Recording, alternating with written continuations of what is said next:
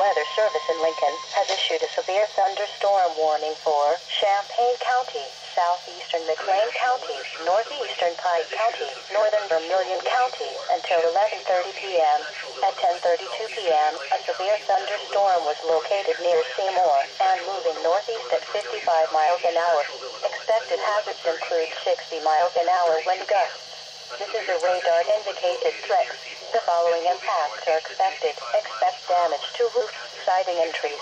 Locations impacted include Champaign, Rantoul, Danville, Mahomet, Lake of the Woods, Savoy, Fisher, Urbana, Thomasboro, St. Joseph, Ogden, Gifford, Scythian, Potomac, Rankin, Rossville, Houston, Bellflower, Willard Airport, and Suitland. This includes Interstate 57 between mile markers 230 and 257. This includes Interstate 72 between mile markers 170 and 182. This includes Interstate 74 between mile markers 161 and 209. Interstate 74 between mile markers 161 and 209.